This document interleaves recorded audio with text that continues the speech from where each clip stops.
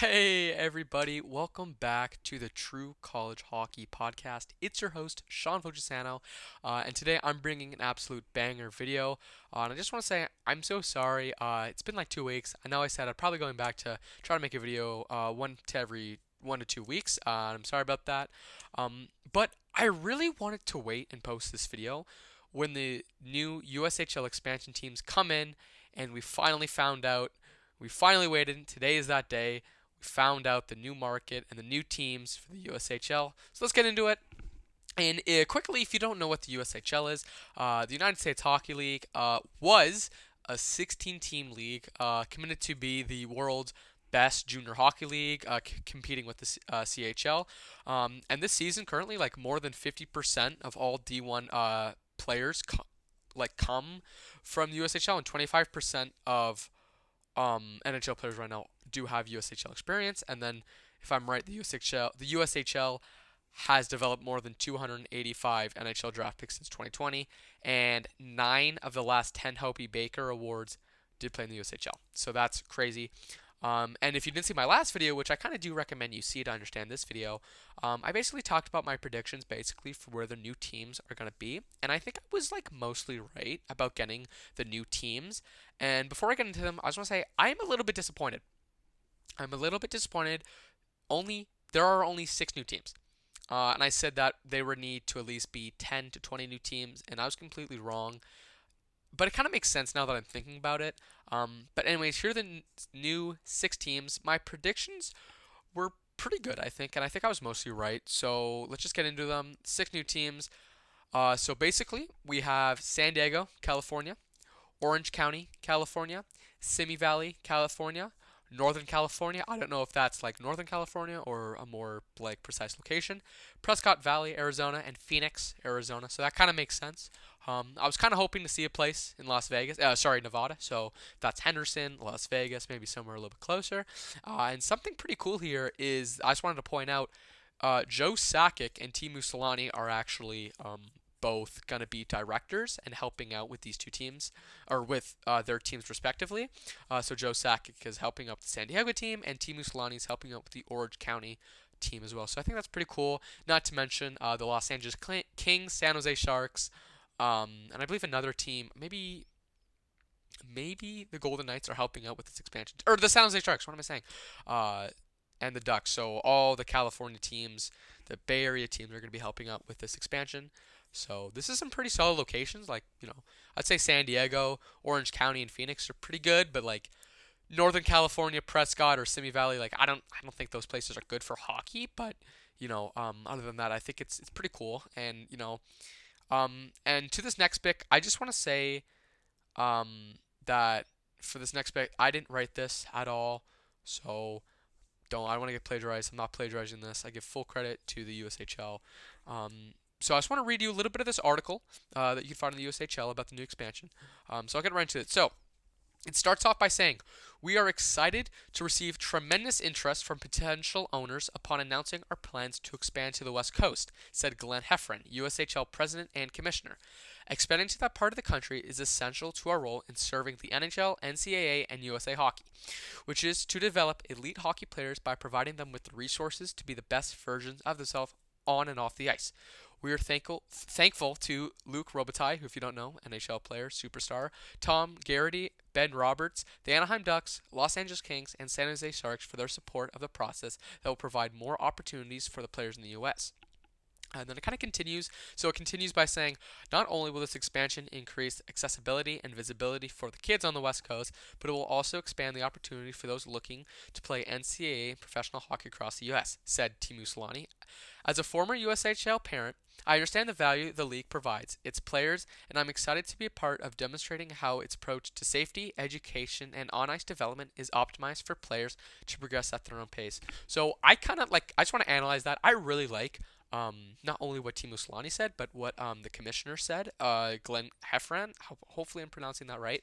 I really like what they're saying. Basically, they're not saying we want to be better than the CHL, and they're also not saying that they want to do this to make money. I mean, they probably are. Let's be completely honest here. But I do like what they're saying. I do like how they do want to expand hockey out to the West Coast because, let's be real, there's not a ton of hockey players have came from the West Coast. I can only name one, Dustin Wolf, on the top of my head, Calgary Flames goaltender. Can't really name any other than that. But I really like this, and I really think it is important to expand out to the West Coast because they have such a great market for sport teams.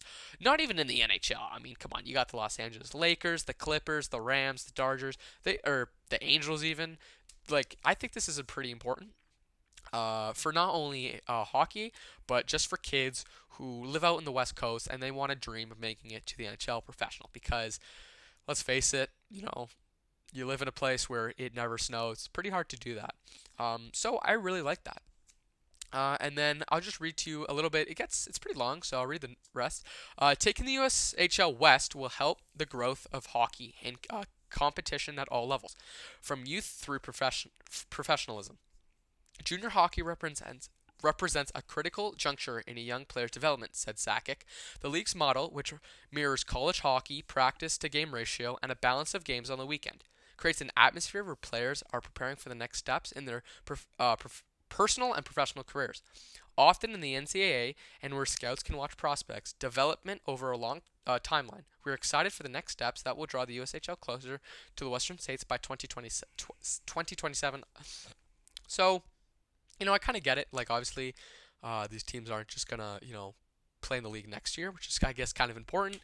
I don't know. They gotta get the rosters together. They gotta get some draft picks in. So it's pretty important. I kind of like the model as well, actually. They did do that. I think, in the OHL when they never expand a new team.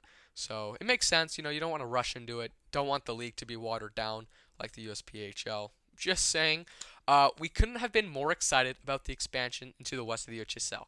This has been a collaborative effort between an influential group of partners, all sharing the same vision of growing the game, said Robitaille.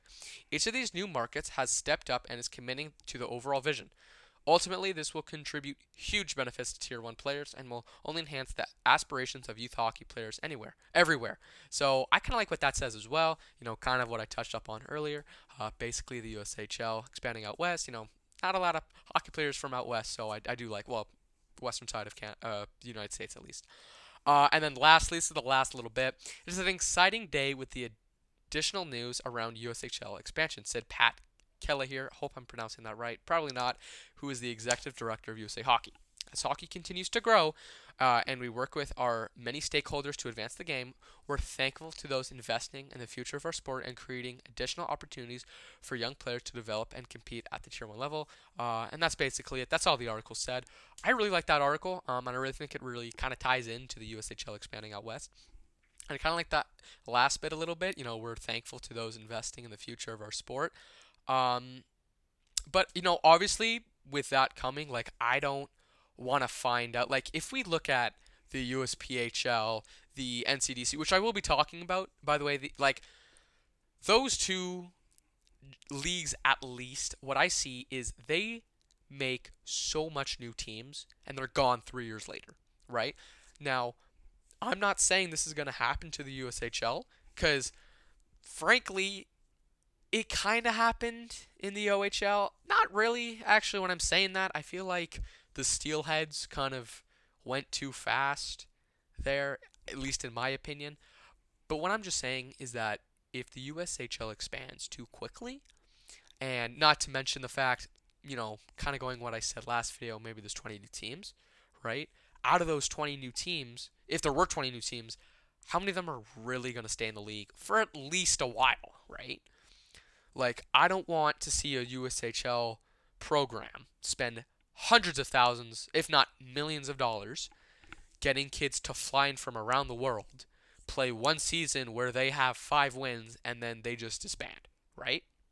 Because that's wasting the league's money, and that's, honestly, it's going to hurt these kids even more. The kids that have had to spend money to fly down there, that maybe had other opportunities and didn't take it for this, and that happens, that's pretty bad, and that looks really bad on the USHL. It's going to hurt the reputation, right? If the USHL wants to compete with the CHL and other junior leagues across the world, I really think it's smart to go in with the 6 teams. I really do. Because realistically, the 6 teams, God forbid, 1 or 2 of them don't stay in the league. Well, guess what? Still 4 more. 20 teams. That's pretty good. But some of the locations as well. Simi Valley, I don't really know what that is. I don't live in California. I don't know how big it is. I don't know if it has a very good market compared to like Phoenix, right? Or Orange County. Phoenix, the Coyotes used to be a team. San Diego, big sports program or big sporting area as well. I'm just saying. So I think it's kind of smart for this team for this new expansion to just kind of hold off as well. Unlike USPHL and the NCDC, they'll bring in 30 new teams every single season. How many of them are really going to stay? Maybe five, right? And then out of that 30, maybe one will be a contender. So I'm extremely happy to hear about the USHL expanding, but I really think they need to be careful. I really think they need to think about their options, especially when expanding forward. That's basically all I have to say for today's video. I just want to say thank you guys so much for watching. And let me know what you guys think about this new USHL expansion. If you think they should have added more teams, maybe if you think they should have chosen a better location, let me know in the comments. I just want to say thank you so much. Have a great day.